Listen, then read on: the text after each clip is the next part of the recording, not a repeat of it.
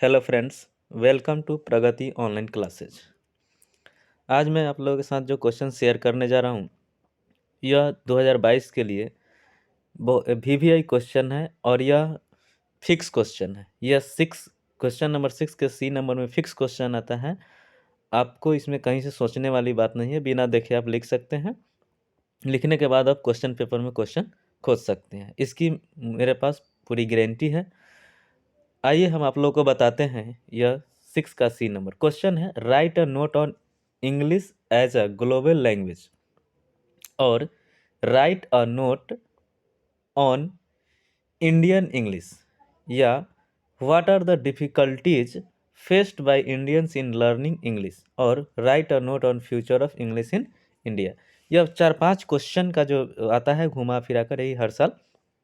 तो यह फिक्स है आर्ट्स वाले के लिए। इंटर आर्ट्स वाले जो है इस साल 2022 में जो एग्ज़ाम देने वाले हैं उनके लिए यह क्वेश्चन फिक्स है। और साइंस वाले के लिए आगे मैं इसी वीडियो में बताऊंगा साइंस वाले की कौन सा क्वेश्चन फिक्स है 6 के सी नंबर में। आइए देखते हैं। यह 4-5 जो क्वेश्चन है सबका आंसर एक ही जगह जाएगा, ठीक। देखिए आंसर मैं आपको बताता हूँ। इंग्लिश इज एन इंटरनेशनल और global language not only because it is read and spoken by the largest number of people but also because it is read and spoken in the largest number of countries। यहाँ तक समझेंगे। English एक अंतर्राष्ट्रीय भाषा है, सिर्फ इसलिए नहीं क्योंकि यह ज़्यादा लोगों द्वारा बोला जाता है या समझा जाता है, बल्कि यह ज़्यादा देशों द्वारा प्रयोग किया जाता है। आगे है ऑल रिसेंट इन्वेंशंस, जो आप देख रहे हैं all recent invention and discoveries are presented in English language. जो भी रिसेंट जो इन्वेंशंस है, जो खोज हैं, डिस्कवरीज हैं, भी इंग्लिश में ही प्रेजेंट किया जाता है। आज के युग में जो साइंस के भाषा है वह इंग्लिश को ही मानती है। We can not do anything without English, हम इंग्लिश के बिना कुछ नहीं कर सकते। बहुत ही सरल भाषा में मैंने इसको लिख कर तैयार किया है। आप यकीन मानिए इसे याद कर ले और एग्ज़ाम में जाकर आप सीधे लिख सकते हैं। इसकी जो है कहीं से सोचने वाली बात नहीं है। तो पहला पैराग्राफ में मैंने बताया कि English is an international language not only because it is read and spoken by the largest number of people but also because it is read and spoken in the largest number of countries. All recent inventions and discoveries are presented in English language.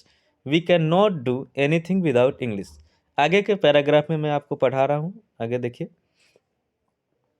आगे जो है difficulties are faced by Indians, भारतीयों द्वारा जो है कि difficulty face किया जाता है इन लर्निंग इंग्लिश, इंग्लिश पढ़ने में, सीखने में, because it is not mother tongue of India, क्योंकि यह भारत का मातृभाषा नहीं है। Because it is not mother tongue of India but, लेकिन it is the most important for we Indians to learn English in this age of globalisation of economy, diplomacy, science and technology.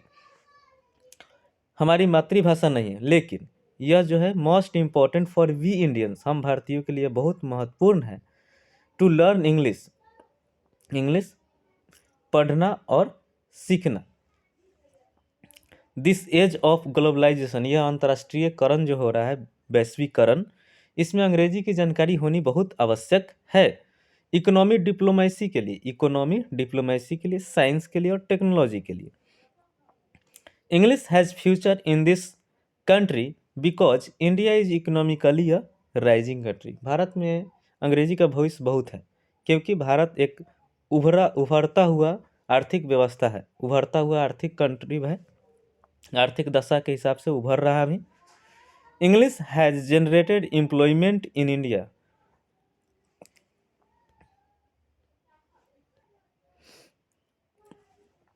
English has generated employment in India, English जो है कि employment को increase किया है। Thousands of call centres, IT companies and online sectors have requirement of employees who have knowledge of English. Thus the future of English in India is bright. इसलिए भारत में English का जो भविष्य है बहुत ही सुनहरा है। तो यह पैराग्राफ है, देखिए यह जो आप स्क्रीनशॉट ले सकते हैं, स्क्रीनशॉट ले करके रख लीजिए। यह एग्जाम में फिक्स क्वेश्चन है, 5 नंबर की आती है। यह 5 नंबर सीधे आपको एग्जाम में दिलाएगी। यह आर्ट्स वाले जो हैं वे याद कर ले, इनके लिए ज़्यादा फिक्स है। साइंस में भी आ सकता है, लेकिन आर्ट्स वाले के लिए 2022 के लिए क्वेश्चन फिक्स है। हो सके तो अपने साथियों के साथ शेयर कर दें। मैं अभी साइंस के लिए आगे इसी वीडियो में बता रहा हूँ।